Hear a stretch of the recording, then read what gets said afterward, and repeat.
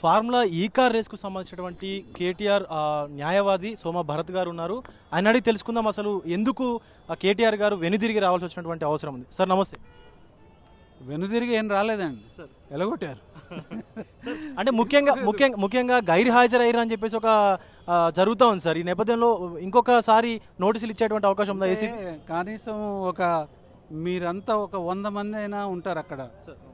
కేటీఆర్ గారు అంటే 3 లాయర్లమే, ఆయన డ్రైవరు, వారు తప్ప ఎవరు లేరు.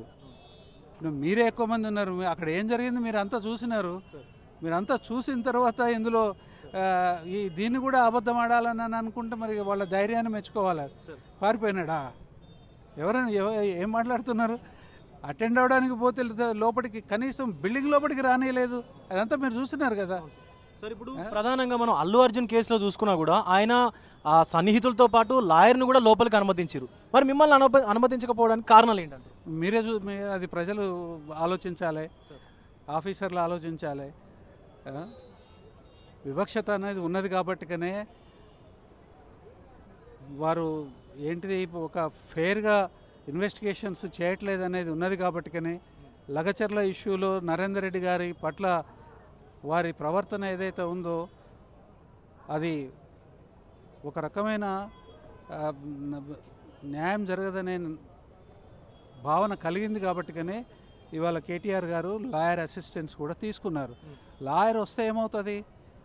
లాయర్ని తర్వాత కేటీఆర్ గారిని లోపలికి పిలిచి మాట్లాడవచ్చు కదా. ఎందుకు మధ్యలో ఆపింది ఎవరు ఆపారు?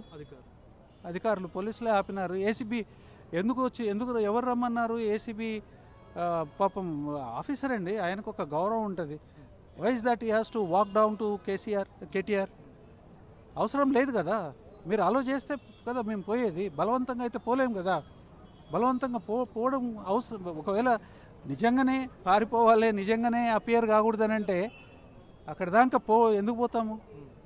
మీ అందరు చూస్తున్నారు కదా. మేము పోయినాము, మేము ఒక లెటర్ ఇచ్చాము. ఆ లెటర్ తీసుకొని మీరు డాక్యుమెంట్లు అడుగుతున్నారు, చెప్పాల్సింది చెప్పండి అని నన్ను అడుగుతున్నారు. చెప్పాల్సిందంతా కోర్టులోనే చెప్పినాము. అఫిడవిట్ రూపంలో చెప్పినాము, పిటిషన్ రూపంలో చెప్పినాము, వాదనల రూపంలో చెప్పినాము. మీ ఆఫీసర్స్ ఉన్నారు, మీ లాయర్స్ ఉన్నారు. సరే అయినా కానీ చెప్తాం, మళ్ళీ కూడా అవసరం ఉంటే మళ్ళీ కూడా చెప్తాం. డాక్యుమెంట్లు మీ దగ్గరే ఉంటాయి. డాక్యుమెంట్లు నా దగ్గర ఎందుకు ఉంటాయి? గవర్నమెంట్ కదా, గవర్నమెంట్ దగ్గరే ఉంటాయి అన్ని డాక్యుమెంట్స్. అయిన కేసు రిజర్వ్ అయింది. రిజర్వ్ అయిన కేసులో ఇంకో 2-3 రోజులలో జడ్జిమెంట్ రావచ్చు. వచ్చిన తర్వాత అవసరం ఉంటే పిలవండి, వస్తాను. లేదు అదంతా కూడా మేము మన్నించము, ఖచ్చితంగా నువ్వు ఇన్వెస్టిగేషన్కి అదే మీరు స్టేట్మెంట్ ఇవ్వాల్సిందేనంటే ఇస్తాను, అడగండి, ప్రశ్నలు అడగండి, ఇస్తాను. ఇవన్నీ రాసే ఇచ్చినాము. అది అసలు చెప్పేదానికి అవకాశం ఇవ్వకుండా అడ్వకేట్ వచ్చిండనే నెపంతో దారిలోనే ఆపేసేసేసి వెనుకకు పంపిస్తే పారిపోయిందని మాట్లాడే మూర్ఖులకి ఏం సమాధానం చెప్తామండి? ఇప్పుడు ఈరోజు విచారణకు హాజరు కాలేదు కాబట్టి మళ్ళీ ఏసీబీ కానీ ఈడీ నుంచి కానీ మళ్ళీ నోటీసులు వెలువరేటువంటి అవకాశం ఉంటుంది. వాళ్ళు ఇస్తే మేము మళ్ళీ హానర్ చేస్తాం. దాంట్లో ఇబ్బంది ఏం లేదు, తప్పనిసరిగా హానర్ చేస్తాము. మరొకసారి కూడా విచారణకు హాజరు కావాల్సి వచ్చినప్పుడు మీరు వెంట వెళితే ఒకవేళ మిమ్మల్ని అలో చేయకపోతే పరిస్థితి ఏంటి? ఈసారి అలో చేయలేదు కాబట్టి మేము కూడా ఆలోచిస్తాము, డైరెక్షన్ తీసుకుందాము. రాజ్యాంగబద్ధమైన చట్టం హక్కుని వాళ్ళు అలో చేయట్లేదు కాబట్టి చూస్తాం మేము అవసరమా లేదా అనేది పరిశీలన చేసి మా క్లయింట్ ఎట్లా చెప్తే అట్లా చేస్తాం. ఇది పరిస్థితి.